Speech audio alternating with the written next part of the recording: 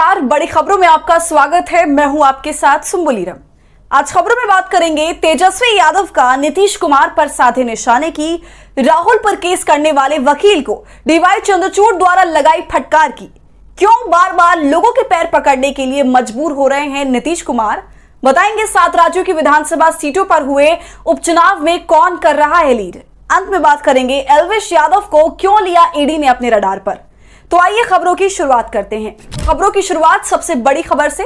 नेता प्रतिपक्ष तेजस्वी यादव ने रुपौली विधानसभा उपचुनाव में एक रैली को संबोधित करते हुए नीतीश कुमार पर निशाना साधा है। उन्होंने नौकरी का मुद्दा उठाया और कहा कि अगर नीतीश सरकार नौकरी फटाफट नहीं देगी तो उसे सफाचट कर दीजिए।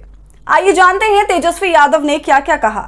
मोदी जी हारेंगे नहीं, आज बैसाखी पे हो गए, बाल बाल बच गए, 400 पार कर रहे थे। नीतीश कुमार नौकरी दे सटासट, नहीं तो हो जाएंगे सफाचट। ये बात मंगलवार को नेता प्रतिपक्ष तेजस्वी यादव ने रुपौली विधानसभा उपचुनाव की एक चुनावी सभा में कही। उन्होंने भवानीपुर में चुनावी सभा को संबोधित किया। इस मौके पर उनके साथ वीआईपी सुप्रीमो मुकेश सहनी भी रहे। अपने संबोधन में तेजस्वी यादव ने कहा कि बीमा भारती और उसके परिवार को सरकार लगातार प्रताड़ित कर रही है। उन्होंने केंद्र सरकार पर भी हमला बोला और कहा कि बहुत जल्द गिर जाएगी। उन्होंने बीमा भारती को जिताने की अपील भी की। तेजस्वी आगे कहते हैं कि नीतीश जी बीजेपी के बदौलत सीएम बने और मोदी नीतीश जी की बदौलत पीएम हैं और जल्द ही केंद्र सरकार गिरने वाली है। अपने चुनावी सभा में लोगों को संबोधित करते समय तेजस्वी लगातार नीतीश कुमार पर कटाक्ष करने से जरा भी नहीं चूके और बिहार में ध्वस्त होते पुलों की जिम्मेदारी सीएम नीतीश कुमार पर डाली और कहा कि 19 दिन में 13 पुल गिर चुके हैं। सरकार के लोग कहते हैं कि ये तेजस्वी के समय बने पुल गिरे हैं। बिहार में 17 साल से ग्रामीण कार्य विभाग जेडीयू के पास है। अब सरकार बताए कि पुल कब बना, उसका टेंडर कब हुआ, इसका शिलान्यास कब हुआ, उसका उद्घाटन कब हुआ था, ये तो बताएं। कांग्रेस नेता राहुल गांधी की लोकसभा सदस्यता की बहाली को चुनौती देने वाली याचिका दायर करने वाले लखनऊ के वकील अशोक पांडे को सुप्रीम कोर्ट से एक बार फिर कड़ी फटकार लगी है। कहा, अब मेरा सब्र टूट रहा है। तो ऐसा क्या हुआ कि वकील पर भड़क गए सीजेआई चंद्रचूड़? देखिए report. Chief justice DY Chandrachud ने वकील अशोक पांडे को फटकार लगाई है। दरअसल इसी साल जनवरी के महीने में वकील अशोक पांडे की याचिका को खारिज करते हुए सुप्रीम कोर्ट ने उन पर भारी जुर्माना लगाया था। इसके बाद वकील पांडे ने दोबारा सुप्रीम कोर्ट का दरवाजा खटखटाया। उन्होंने अपने जुर्माने को वापस लेने का अनुरोध किया था। इस मामले में बीते मंगलवार को सुनवाई करते हुए जस्टिस बीआर गवई ने न केवल जुर्माना वापस लेने से इनकार कर दिया, बल्कि वकील अशोक पांडे को फटकार भी लगाई।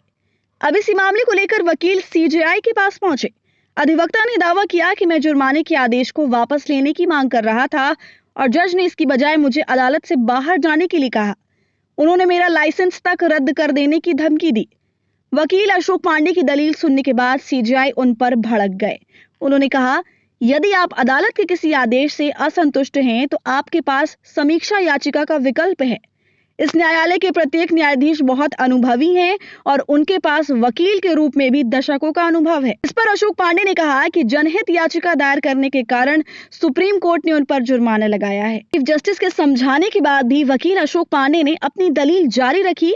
इस पर सीजेआई नाराज हो गए और कहा, मैं काफी समय से आपकी बात सुन रहा हूं और अब मेरा धैर्य जवाब देने लगा है।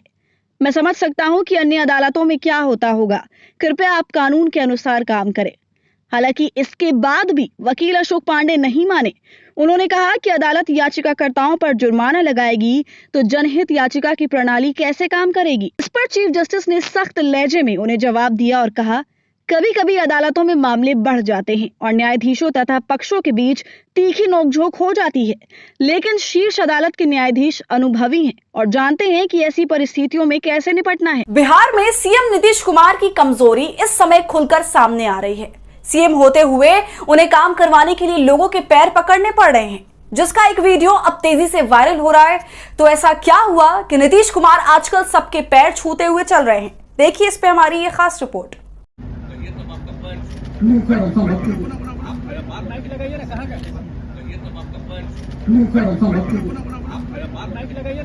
बिहार के सीएम नीतीश कुमार ने जेपी गंगा पथ के तीसरे फेज का बुधवार को लोकार्पण किया। इस दौरान सीएम नीतीश कुमार ने कुछ ऐसा किया जिससे सब चौंक गए। नीतीश कुमार का एक वीडियो तेजी से वायरल हो रहा है। वीडियो में नीतीश कुमार अधिकारियों से पैर पकड़ने की बात कहते हुए देखे जा रहे हैं। दरअसल लोकार्पण के मौके पर मुख्यमंत्री नीतीश कुमार ने योजना के पूरा होने में विलंब होने पर अपनी नाराजगी जताई और अधिकारियों से कहा कि कहिए तो आपके पैर पकड़ लूं। इस दौरान नीतीश कुमार इंजीनियर के पैर पकड़ने भी लगे, लेकिन अधिकारियों ने कहा कि सर ऐसा मत कीजिए। पथ निर्माण विभाग के अपर मुख्य सचिव प्रत्यय अमृत ने भी मुख्यमंत्री को ऐसा करने से रोका। कार्यक्रम में उप मुख्यमंत्री विजय सिन्हा और सम्राट चौधरी भी मौजूद रहे। इस दौरान नीतीश कुमार की हरकत देख सब चौंक गए और पीछे हट गए। वीडियो वायरल होने पर विपक्ष के नेता तेजस्वी यादव ने सवाल उठा दिए। तेजस्वी ने वीडियो शेयर करते हुए लिखा, पूरे विश्व में इतना असहाय, अशक्त, अमान्य, अक्षम, विवश, बेबस, लाचार और मजबूर कोई ही प्रधानमंत्री होगा जो बीडीओ, एसडीओ, थानेदार से लेकर अधिकारी और यहाँ तक कि संवेदक के निजी कर्मचारी के सामने बात बात पर हाथ जोड़ने और पैर पकड़ने की बात करता हो। बुधवार को 7 राज्यों की 13 विधानसभा सीटों पर उपचुनाव कराए गए। कहीं वोटिंग को लेकर लोगों में उम्मीद से ज्यादा जोश नजर आया, तो कहीं दो पक्षों में झड़प की भी खबरें सामने आई। ज्यादातर सीटों पर इंडिया गठबंधन और एनडीए यानी बीजेपी के बीच कड़ी टक्कर देखने को मिली। तो कैसा रहा उपचुनाव का हाल, किस सीट पर किसे मिली लीड, देखिए रिपोर्ट। पश्चिम बंगाल की 4, हिमाचल प्रदेश की 3 विधानसभा सीटों सहित 7 राज्यों की 13 विधानसभा सीटों पर बुधवार को वोटिंग हुई। वोटिंग के दौरान उत्तराखंड में जबरदस्त टकराव की खबरें दिन भर आती रहीं। दरअसल उत्तराखंड की मंगलोर सीट, जिस पर मुस्लिम और दलित आबादी निर्णायक मानी जाती है, और बीजेपी इस सीट को कभी नहीं जीत सकी है। कांग्रेस का आरोप है कि चुनाव में मुस्लिमों को वोट डालने से रोकने के लिए बीजेपी ने कई जगह हिंसा का सहारा लिया और ये सब प्रशासन के सहयोग से किया गया है, क्योंकि बीजेपी को अपनी हार तय दिखाई दे रही है। दूसरी तरफ पश्चिम बंगाल की मानिकटोला सीट पर उपचुनाव में भी बीजेपी उम्मीदवार कल्याण चौबे पर वोटरों को पैसे देने के आरोप लगे हैं। इन सब के बीच कुछ स्थानों पर ईवीएम की खराबी की भी खबरें आई हैं, मगर चुनाव आयोग का दावा है कि चुनाव शांतिपूर्ण रहा। जिन सीटों पर उपचुनाव कराया गया था उसमें बिहार की रुपौली सीट पर 55%, हिमाचल प्रदेश की नालगढ़ सीट पर 78, देहरा में 68 और हमीरपुर सीट पर 69% वोटिंग हुई। मध्य प्रदेश की अमरवाड़ा सीट पर 76% से ज्यादा वोटिंग हुई है। सबसे ज्यादा वोटिंग तमिलनाडु की विक्रावांडी सीट पर 81% रही। इसके अलावा उत्तराखंड की मंगलोर सीट पर 70% और बद्रीनाथ सीट पर सबसे कम 50% वोटिंग हुई। बद्रीनाथ में वोटिंग कम होने के पीछे खराब मौसम को भी जिम्मेदार माना जा रहा है और सवाल उठाए जा रहे हैं कि बरसात के मौसम में चुनाव आयोग ने बद्रीनाथ सीट पर वोटिंग कराने का फैसला क्यों लिया। इसके अलावा पश्चिम बंगाल की 4 सीटों पर भी वोटिंग हुई। यहाँ की रणघाट दक्षिण पर 68%, रायगंज में 70%, बगदा में 68 और मानिकटोला में 54% वोटिंग हुई है। वोटिंग के बाद जो रुझान सामने आ रहे हैं उसमें बीजेपी की स्थिति कमजोर बताई जा रही है। दावा किया जा रहा है कि जिन 13 सीटों पर वोटिंग हुई उनमें बीजेपी के लिए खाता खोलना भी मुश्किल होता दिख रहा है। एक तरफ सियासी उठापटक तो जारी है ही, वहीं दूसरी तरफ एंटरटेनमेंट की दुनिया से जुड़े एल्विश यादव अलग अलग कंट्रोवर्सीज के चलते आए दिन चर्चा में रहते हैं। कभी सांप से खेलते हुए तो कभी किसी को ट्रोल करते हुए। इन दिनों इनकी नोकझोंक यूट्यूबर ध्रुव राठी से चल रही है और इसी बीच एल्विश को ईडी ने अपने रडार पर ले लिया है। तो क्या है पूरा मामला, देखिए इस पर हमारी ये खास रिपोर्ट। 7 जुलाई को ध्रुव राठी ने अपने एक वीडियो में कहा था कि एल्विश यादव, अंकल आंटी को बताओ जाकर कि कितने और केस तुम्हारे ऊपर किए जा सकते हैं। आपको बता दें, फिलहाल एल्विश को मनी लॉन्ड्रिंग के केस में ईडी ने समन भेजा है और उन्हें 23 जुलाई को ईडी के सामने पेश होना है। मामला रेव पार्टी में सांप के जहर को नशे के तौर पर इस्तेमाल करने से जुड़ा है। पीएमएलए यानी prevention of money laundering act के तहत केस को मई में ही दर्ज किया गया था। सूत्रों के अनुसार इस हफ्ते की शुरुआत में ही एल्विश से ईडी के लखनऊ ऑफिस आने को कहा गया था, लेकिन अपनी विदेश यात्राओं के चलते एल्विश ईडी ऑफिस नहीं पहुंच पाए थे। रेव पार्टी केस में एल्विश यादव को 17 मार्च को एक बार गिरफ्तार भी किया गया था। तो वहीं इस मामले में 8 जुलाई को ईडी ने हरियाणवी सिंगर राहुल यादव से भी पूछताछ करी थी, क्योंकि रिपोर्ट्स के मुताबिक राहुल फजलपुरिया एल्विश के करीबी हैं और उन्होंने अपने म्यूजिक वीडियो में रेयर स्पीशीज वाले सांप का इस्तेमाल किया था। इसके अलावा पिछले साल नवंबर में नोएडा पुलिस ने सेक्टर 51 इलाके में सोवेन बैंक्वेट हॉल में छापेमारी कर 5 लोगों को गिरफ्तार किया था।